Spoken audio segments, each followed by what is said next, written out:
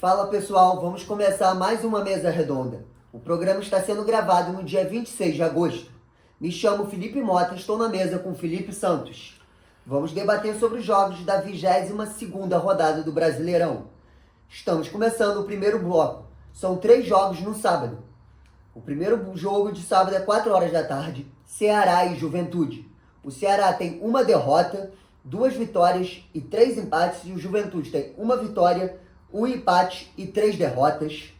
Eu acho o Ceará um pouquinho favorito por jogar em casa. E você, Felipe, o que você acha desse jogo? Eu acho que o Ceará é favorito por jogar em casa, só corrigindo você, tem uma derrota, 2 vitórias e 2 empates nos últimos 5 jogos. E o Juventude tem uma vitória, 1 empate e 3 derrotas nos últimos 5 jogos. Eu acho que o grande ponto destacável desse jogo são os técnicos. Tanto o Léo Condé pelo Ceará quanto o Carpini pelo Juventude são bons técnicos. E esses técnicos estão tentando fazer coisas muito boas. Só que pela posição na tabela, a gente pode ver, ou seja, o Ceará está em 10º lugar e o Juventude está em 18º. É óbvio que o Ceará tem uma condição melhor, tem um time um pouco melhor que o Juventude. Eu digo um pouco porque o Juventude tem melhorado muito com o Carpini. O último jogo perdeu de 3-1 no Botafogo, perdeu em lances de contra-ataque, ou seja, tentou atacar jogando em casa. E agora o Ceará jogando na sua casa, com um time um pouco melhor e mais à frente na tabela, tem tudo para ser favorito e confirmar isso com uma vitória no sábado. Mas eu acho que é um jogo interessante e destaco, mais do que as peças, né, os homens que vão a campo, os 2 técnicos para mim são muito interessantes, tanto o Léo Condé quanto o Carpini pelo Juventude. São 2 técnicos dessa nova geração, né, promissores, com elencos mais ou menos, mas que estão fazendo uma boa. O Ceará está com uma campanha melhor, o Juventude melhorou, como você disse. Eu acho que o Juventude pode fazer um segundo turno melhor e o Ceará se manter ali no meio da tabela. Então eu acho que o Ceará é um pouco favorito mesmo. O segundo jogo do primeiro bloco é Botafogo e Bragantino, jogo de 6h30. O Botafogo tem 1 empate, 2 derrotas e 2 vitórias. E o Bragantino tem 4 derrotas e 1 vitória. Eu acho o Botafogo um pouco favorito nesse jogo, mas o Bragantino vem com uma moral alta porque ele ganhou um rival do Botafogo, o Fluminense, que não estava com uma sequência ótima de jogo. O Bragantino fez um ótimo jogo em casa, aproveitando a desatenção do time do Fluminense. E se o Botafogo tiver dando um mínimo de brecha, o Bragantino pode surpreender. E você, o que você acha? O Bragantino, a gente faz, obviamente, os números dos últimos 5 jogos, né? Então, o Bragantino vem de 4 derrotas e 1 vitória. Se fosse os últimos 6, seriam 5 derrotas. Exato. Porque até o Fluminense fazer a benevolência, né? Ser bonzinho, perder de 4-2 pro Bragantino, o Bragantino tá numa draga danada. Morrendo. Então, assim, qual será o Bragantino quando joga o Botafogo? Não sabemos. Esse que perdeu os 5 jogos ou esse que ganhou do Fluminense?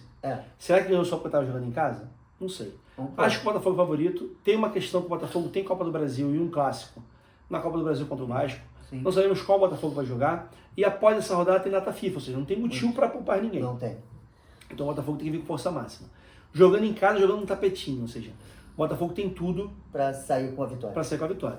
Lembrando que o Botafogo está em 5º lugar e o Bragantino está em 8º, ou seja, não é momento, nem é um jogo para se perder pontos. Tem que se firmar. Se o Botafogo quer jogar Libertadores ano que vem, o Botafogo tem que se garantir nesse pelotão da frente. Perdeu agora, foi eliminado pela LDU na Libertadores, e para estar ano que vem, tem que ganhar. Exato. E o Botafogo também teve a estreia do atacante, que não sei o nome agora, que ele acabou de chegar no Brasil, foi do scout do Botafogo, ele fez 2 gols, né? Ele foi responsável pela virada do Botafogo contra o Juventude, ou seja, 2 gols de atacante, 2 gols de centroavante. Sim. O Botafogo é uma pena que está toda hora se remontando, a gente não sabe, no momento que a gente está gravando isso, a gente não sabe se o Savarino aceitou ou não aceitou a proposta.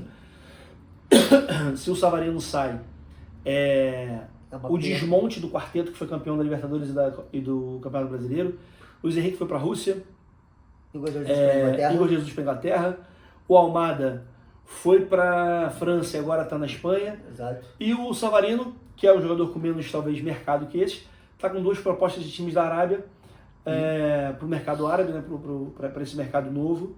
E a gente não sabe hoje se ele aceitou ou se não aceitou. Então assim, pode ser que o Botafogo toda hora tendo que remontar, toda hora uma remontada. Deu certo nos 2 últimos anos, com o Arthur Jorge e anteriormente com o cabeça branca do... Era o Luiz Castro, depois foi pro Bruno Lage, foi uma troca... Mas o Luiz Castro estava funcionando, ou seja, é um time que estava funcionando, foi eliminado no Carioca, mas estava funcionando no Brasileiro. O Luiz Castro saiu com o Botafogo líder do Brasileiro. Exato, jogando bem. Então assim, o time funcionou nesses 2 anos. Será que vai funcionar agora? Será que tem tempo para funcionar? Fora que o técnico, tanto o Luiz Castro quanto o Arthur Jorge, tinham mais bagagem do que o Ancelotti, né? Exato. A gente não sabe exatamente como é que vai ser o Botafogo daqui pra frente, mas acredito que o Botafogo é favorito para esse jogo. Mas acrescentando só do Savarino, uma informação que você não deve ter visto, o Savarino, na verdade, recusou a proposta, ele vai ficar, mas a gente sabe que a janela só fecha, tá para fechar daqui uma semana. A tua fonte diz que ele recusou, eu tenho uma fonte aqui, há 2 horas atrás, falando que ele aceitou. Então, ele assim, aceitou. Eu não sei exatamente o que a gente pode cravar, né? Entendi. Posso cravar que o quarteto pode ser acabado. Eu posso cravar que a janela vai fechar no dia 2 e até lá tudo pode acontecer. Sim.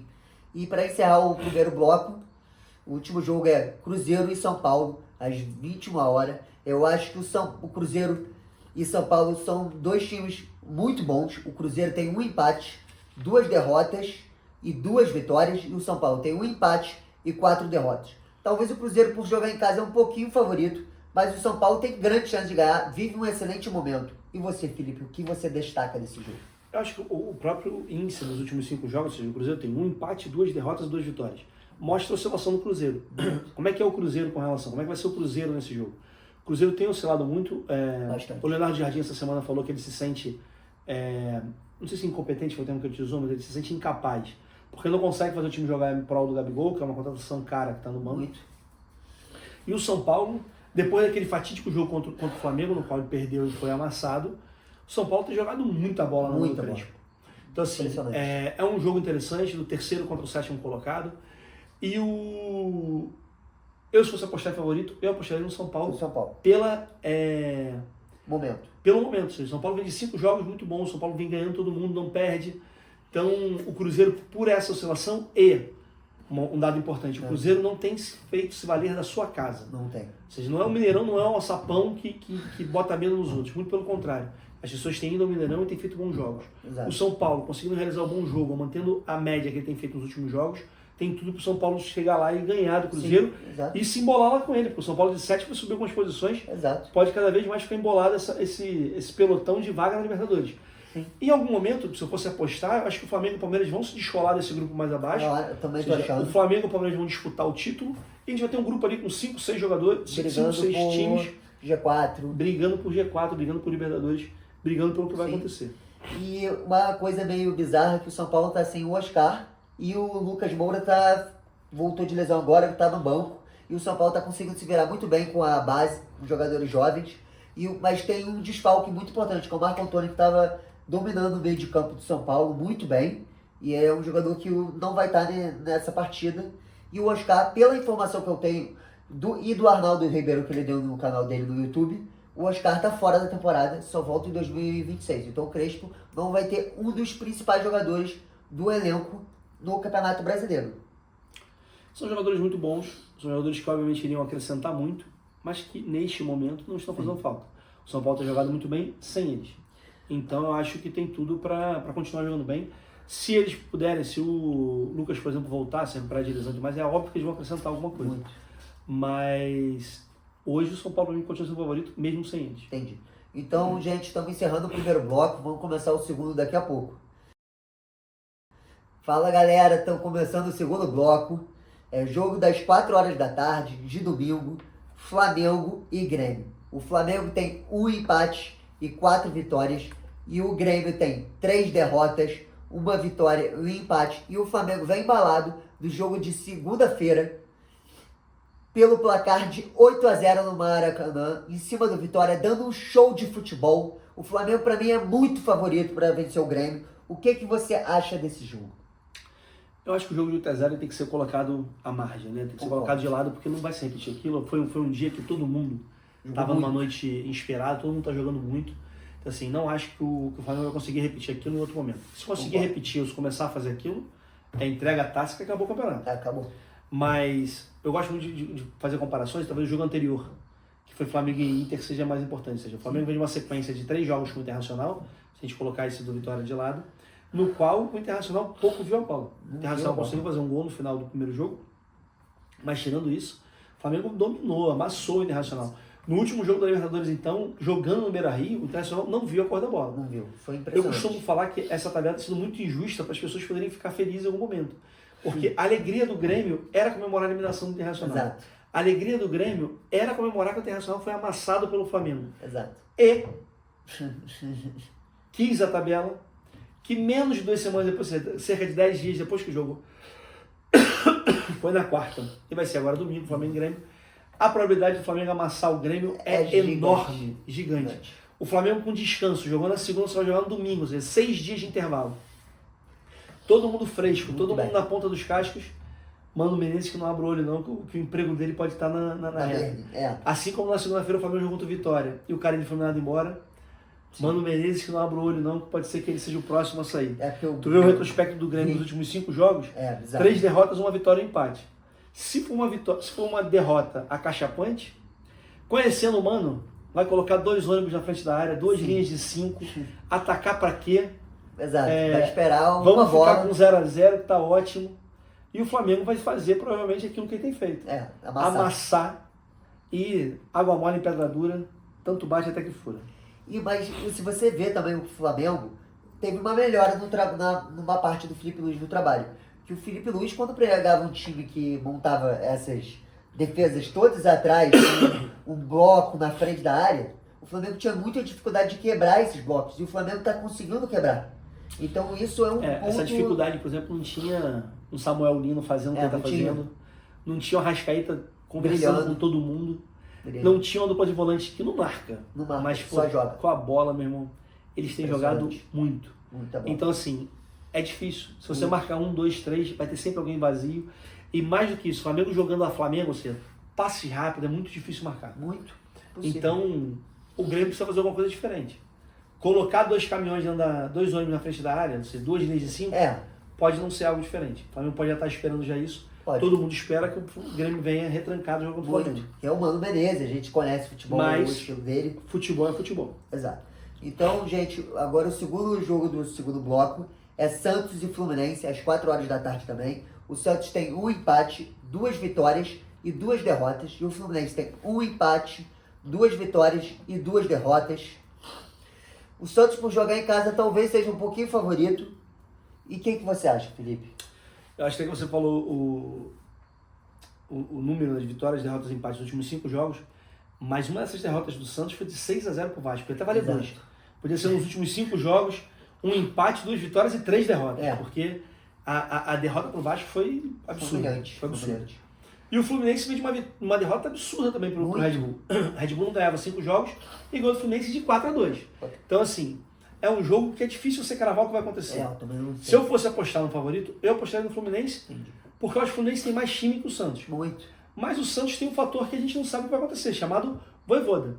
O Vojvoda estreia nesse jogo, o que o Vojvoda vai fazer? Pode ser que é uma questão anímica, né? Um novo técnico, uma nova configuração. Ajude. Pode ser que ajude. Uma outra questão é, teve convocação da Seleção Brasileira ontem, Ancelotti não convocou o Neymar, ainda respondeu, falou assim, se o Neymar tiver alguma dúvida, manda ele me ligar. Exato. Isso a gente sabe como é que o Neymar fica mordido. Muito. Eu falo talvez um dos principais jogos que a gente teve no Campeonato Brasileiro de Pontos Corridos, foi o Flamengo e Santos, que o Neymar e o Ronaldinho Gaúcho falaram assim, vamos acabar com o jogo. Vamos acabar com o jogo. E eles acabaram com o jogo. Acabaram. Mas esse detalhe... Só que desse ano, o Fluminense não tem o Ronaldinho. Não tem. Então, se não tem o Ronaldinho... É mais complicado. Fica mais complexo. Quem poderia fazer isso seria o John Ares, que também tá fora. Então, assim, quem do Fluminense fala assim, eu vou acabar com o jogo? Não tem. Mas tem alguns jogadores do Fluminense em um bom momento, que é o Serra e o Canobi, mas também não é nenhum extra-classe. Nem se compara ao extra-classe. Então, assim, eu acho que o Fluminense é favorito em condições normais. Sim. Se o Neymar jogar e quiser falar assim, hoje eu vou brincar, ele brinca. Esquece o Fluminense. Eu também... Então eu acho que o Neymar é um jogador extra-classe, é um jogador fantástico. Muito. E depende muito se ele vai jogar ou não. Ele teoricamente está lesionado. A gente não sabe nem se ele vai jogar ou não no domingo. Mas, em ele jogando, ele pode ser que faça assim, ganha, Ancelotti. Vou te mostrar o que eu posso fazer. Exato.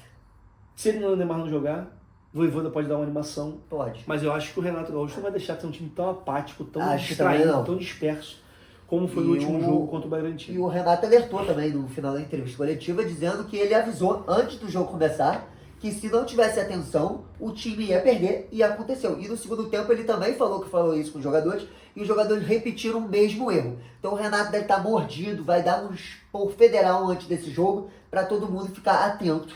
Mas o Fluminense vem do jogo contra o Bahia, da Copa do Brasil, vai ser quinta-feira, que pode ser um jogo complicado pro Fluminense e pode fazer o Renato é um técnico né? copeiro, pode ser que ele valorize, obviamente, a Copa do Brasil, porque tem menos jogos para conseguir um título, do que o Campeonato Brasileiro, que tem ainda muito mais jogos. Pode ser que o Renato priorize, de fato, a Copa do Brasil. E aí bote um time misto, alternativo contra o Santos. É porque depois dessa rodada do Brasileirão, a gente tem a data FIFA, o Fluminense perde poucos jogadores, não sei se perde alguém. Não, o Serna tá na pré-lista da Colômbia, mas não sabe se vai ser convocado. Então, o Fluminense pode ser que não perca ninguém, o pessoal vai ter tempo para treinar, para descansar. Vai ter. Então eu acho que não é o caso. Então o Renato pode ser que mande o mesmo time nos 2 jogos, e acho que o Fluminense é favorito nessa rodada. Então, gente, encerramos o segundo bloco, daqui a pouco começamos o terceiro. Fala, galera! Voltamos para o terceiro bloco. Jogo de domingo, 6h30, um derby, Corinthians e Palmeiras. O Corinthians tem 2 empates, 2 derrotas e 1 vitória. E o Palmeiras tem 1 empate e 4 vitórias. O Corinthians vai jogar em casa, é jogo de torcida única. E o Corinthians, quando enfrenta o Palmeiras, o Corinthians vai super bem. Você acha que o Corinthians vai dar a bola para o Palmeiras contra-atacar? Então, se acontecer isso, o que você acha que pode ser esse jogo? Eu acho que, assim como a gente falou do Flamengo, um intervalo de descanso, o Palmeiras vai ter o mesmo intervalo de descanso. Ele jogou segunda-feira e vai jogar só no domingo. O Palmeiras vai ter mais descanso, porque teoricamente o jogo do Palmeiras acabou às 9. Sim. E o do Flamengo acabou às 11. O Flamengo vai jogar às 4, o Palmeiras vai jogar às 6h30. Então assim, o Palmeiras descansado, o Palmeiras não joga a Copa do Brasil, o Palmeiras está treinando e focado só no jogo contra o Corinthians. Exato. Então assim, o Palmeiras é um favorito. O Palmeiras está em segundo lugar e o Corinthians em 11º. Sim. Essas são as vantagens do Palmeiras. Muito. Mas o jogo é em Itaquera, o jogo é na Neoquímica Arena. O Corinthians jogar com o Palmeiras ou ganhar do Palmeiras é uma questão de quase um campeonato à parte. Sim. Então eu acho que tem tudo para ser um jogo muito interessante. A única ressalva que eu faço é que o Corinthians ainda está na Copa do Brasil. Também. E o técnico deles, assim como o Renato do Fluminense, É Dorival Júnior, é copeiro. Qual vai ser o time da Copa? Será que vai extenuar alguém? Será que vai forçar alguém? E aí, em forçando alguém, pode ser que atrapalhe alguma coisa. Mas, em situações normais, eu acho o Palmeiras favorito. Mesmo jogando em Itaquera. Entendi. Então, o jogo do terceiro bloco, o próximo, é Mirassol e Bahia. Também é 6h30. O Mirassol vem de 1 derrota, 2 empates e 2 vitórias. E o Bahia tem 2 empates e 3 vitórias. Para mim, tem tudo para ser um dos melhores jogos do campeonato também, nessa rodada. Porque o Mirassol é um time que joga para frente e o Bahia também gosta de jogar para frente. Então, o que você acha desse jogo, Felipe? Eu acho, por exemplo, que a gente tem uma possibilidade de ter uma rodada que tem muitos jogos bons, a gente vai ter também muitos jogos ruins, né? Exato. A partir daí acabou o jogo bom. Sim. Mas a gente tem o derby, Palmeiras e Corinthians como um jogo muito interessante. Acho que o jogo de sábado, a noite de sábado, com Cruzeiro e São Paulo, um ótimo jogo. Agora, talvez o jogo que tenha melhor futebol é Mirassol e Bahia. Bahia, como a gente já falou já no último programa, Bahia talvez seja o melhor time jogando futebol no Brasil. E o Mirassol tem uma proposta muito interessante. O Mirassol tem uma limitação técnica. Os jogadores do Mirassol são um pouco mais fracos do que os do Bahia. O Mirassol tem uma realidade financeira e o Bahia, por exemplo, hoje é o Grupo City no Brasil. Então, assim, a qualidade técnica é diferente. Muito. Mas os dois times propõem jogo, os dois times querem atacar, os dois times querem fazer gol. Então, eu acho que vai ser, muito provavelmente, um grande jogo de futebol. Só lembrando que o Mirassol está em 6º e o Bahia está em 4º. Exato. Bahia tem Copa do Brasil na quinta-feira contra o Fluminense, o Mirassol não tem. Então, assim, por jogar em casa, por não ter Copa do Brasil, por estar descansado, eu acho que o Mirassol tem um ligeiro favoritismo. O Bahia pode ser que a Copa do Brasil atrapalhe um pouquinho. Sim. E o Bahia está jogando fora de casa. Por mais que eu acredite num bom futebol entre eles, tem tudo para ser um grande jogo de futebol. E também o Bahia tem um elenco muito farto, então ele pode rodar o time. Ele vai jogar com o time titular na Copa do Brasil contra o Fluminense, e nesse jogo ele poupar alguns jogadores, rodar o time. Então tem isso, eu acho que o Mirassol também é um pouquinho favorito por jogar em casa. Então eu acho que tem tudo para ser um ótimo jogo. E para encerrar o terceiro bloco, o último jogo, é Vitória e Atlético Mineiro, também 6h30. Tem tudo para ser um dos piores jogos dessa rodada, na minha opinião. O Vitória tem 3 empates e 2 derrotas. E o Galo tem 1 vitória, 1 empate e 3 derrotas. O que você acha desse jogo? Eu acho que você não está levando fé no último jogo da rodada, que é Vasco Sport, que tem tudo para ser horroroso. Muito, também. Esse também é o seu pior. Complicado. É o jogo do 20º com o 16º. Mas esse jogo do Vitória com o Atlético Mineiro tem uma questão que o Vitória veio da pior derrota da sua história. Sim, Vitória 8-0. perdeu de 8-0 pro Flamengo. Mandou o técnico embora. Então, assim, pode ser, que se é que já vai ter um técnico novo contratado. Sim. Até a rodada, pode ser que um fator novo motive alguém ou alguma coisa. Mas em condições normais, o Galo, mesmo tendo Copa do Brasil contra o Cruzeiro no meio de semana, o Galo é favorito contra o Vitória. Sim. O Vitória que jogou contra o Flamengo É horroroso. É horroroso. Horroroso. Se o Galo fizer um pouquinho que o Flamengo fez, é capaz do Galo vencer também. Tem a questão do fator casa, tem a questão da possibilidade do fator de novidade, Sim. de ser um novo técnico e o vamos lá motivacional, Exato. pegar Sempre alguma funciona. coisa. Eu não gosto muito de execrar jogador. Acho que o jogo pode ter uma noite ruim. Mas o Lucas Alter fez ano passado um jogo patético. O passado foi esse ano, Carioca. Contra o Flamengo. Foi no começo do ano, um dos torneios do início do ano, acho que era Recopa, alguma coisa assim, não Ele lembro. fez um jogo patético contra o Flamengo. E ontem, ele tomou uns 3 gols nele, mas ele foi sensacional, porque ele defendeu os outros 3. Exato. Porque se não fosse o Lucas Alter, talvez fosse o jogo fosse 9, 10. 11. Porque ele defendeu bola em cima da linha. Foi o bizarro. chute do Pedro de Chapa, ele desviou. Por exemplo. Ele tomou muito... O elástico foi nele. Foi nele, Mas o que fizeram com aquele rapaz ontem foi absurdo. Foi absurdo. O time do Vitória é fraco. É fraco. Não, a culpa de ontem não é do Carilho. Não foi do Carilho. Não é. Então, assim, acho que por isso o Atlético é favorito. Muito. Mas que tem tudo para ser um jogo horroroso. Horroroso. Isso tem muito. E o Hulk talvez não jogue, porque o Hulk tem Copa do Brasil contra o Cruzeiro. Então pode ser que o Hulk seja poupado nessa partida. Pode ser poupado entre o segundo tempo, porque a gente tem ainda data FIFA depois dessa rodada, mas... Exato. Tem tudo para ser um jogo muito ruim. Muito ruim. Então, gente, estamos encerrando o terceiro bloco, vamos pro quarto daqui a pouco. Vamos começar o último bloco, bloco 4, Inter e Fortaleza, 8h30 da noite. O Inter tem 1 empate, 1 vitória e 3 derrotas. E o Fortaleza tem 1 vitória, 1 empate e 3 derrotas. Felipe, seu palpite para esse jogo? Depende muito do que vai acontecer com o Internacional. O Internacional, por mais que aqui a gente está falando sobre o Campeonato Brasileiro, o Internacional vem de 3 jogos em sequência com o Flamengo, 2 pela Libertadores e 1 no meio pelo Campeonato Brasileiro. O Internacional não viu a cor da bola. Não viu. Então, assim, como que isso mexe com o Internacional? Qual é o melhor time do Internacional? Eu, por exemplo, acho que na Libertadores o Roger errou. Porque você tem o Ricardo, que é um jogador jovem, e pode ter sentido. O Ricardo, por exemplo, não viu a cor da bola. Não viu. Ricardo Matias.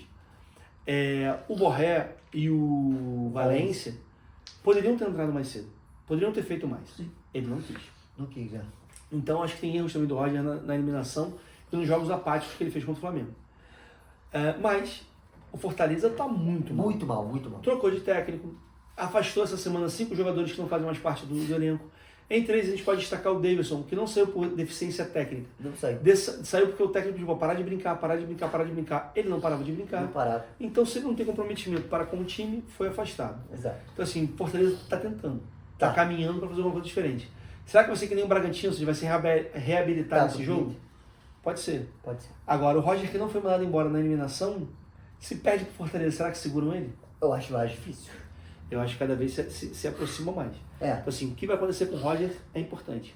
Sim. Eu, por qualidade técnica, acho o Internacional favorito. Eu também acho. Fora que o Internacional vai jogar na sua casa. Sim. Mas, não podemos esquecer que o Fortaleza, em algum momento, vai virar essa página. Vai. O Fortaleza era para estar mais à frente na tabela. Sim. E o Inter tem um jogador que eu acho fantástico. Não sei da sua opinião. Eu acho o Alan Patrick um meia extraordinário. Mas ele também não vive uma fase boa. Mas eu acho que se ele tiver num bom dia... E eu acho que o Roger, pra mim, tem que botar o Borré pra jogar, ou o Valência, um dos dois, ou os 3, porque o Inter tem que ter uma novidade. Tem gente pra marcar, né? Ele tentou uma novidade no último jogo contra o Flamengo na Libertadores, de botar 5 atacantes e deu ruim. Tirou um volante, não conseguiu fazer mais nada, não conseguiu mais atacar, não conseguiu mais defender, não conseguiu fazer mais nada. Então a novidade do Roger é aproveitar que os caras jogaram no final de semana e tente fazer um bom jogo nesse duelo. Então, gente, o último jogo do quarto bloco é Sport e Vasco. O Sport tem 3 empates e 2 derrotas. E o Vasco tem 2 empates, 1 vitória e 2 derrotas. Como eu falei anteriormente, e você também, tem tudo para ser também um dos piores jogos dessa rodada ou do Campeonato Brasileiro inteiro. Quem você acha que é o favorito para esse jogo, Felipe? Favorito, acho que vai ser o favorito, vai ser um empate. Um empate. Porque o Sport vem de 3 empates e 2 derrotas, o Vasco vem de 2 empates, 1 vitória e 2 derrotas. Sim. Tinha tudo para ser igual. Se não fosse aquela noite mágica, essa vitória do Vasco aqui é a vitória sobre o Santos de 6-0. Exato. Se não fosse ela, seriam os dois com 3 empates e 2 derrotas. São times que não conseguem vencer. Não consigo. O Sport, no campeonato todo, tem jogado muito mal. O Sport é um time virtualmente já rebaixado. E o Vasco oscila. O Vasco ganhou de 6-0 do Santos, mas perdeu para o Juventude, perdeu para o Corinthians agora. Ou seja, o que o Vasco quer? O que o Vasco consegue fazer? O Vasco tem um déficit muito grande de material humano. Está tentando se reforçar, mas não vai ter reforço para essa rodada. Então, assim, acho eu que o Vasco pode ganhar? Pode. Mas o Vasco se dá muito melhor com times que queiram jogar. Não acho que vai ser o caso do Sport. Entendi. O Sport vai jogar atrás, vai jogar tentar puxar contra-ataque. Isso é um jogo que não encaixa com a proposta do Vasco. Eu acho que o Vasco tem que fazer uma mudança de novo. Que é botar atacantes rápidos para quebrar a linha do Sport, que vai ser montada para... eu acho que o Veguete, no 6-0, ficou claro para mim que o Veguete não é para ser um titular. Pra ele mim tem que estar também. no banco para poder aproveitar a oportunidade. Concordo. Mas o Diniz, nos 2 jogos seguintes, botou o Veguete como se fosse o Veguete dono do time. Sim. Então não sei o que ele quer da vida dele. Mas Tá complicado. acho que o Vasco joga muito quando tem mais molecada, tem gente mais forte para correr, o time um pouco melhor. Sim. Então, gente, a gente está encerrando o programa de hoje, mas antes disso, eu peço que vocês curtam os vídeos, compartilhem nos grupos de WhatsApp e ativem o sininho. Então, pessoal, chegou o fim ao programa de hoje. Espero que vocês tenham gostado. Até a próxima, galera. Até a próxima. Valeu!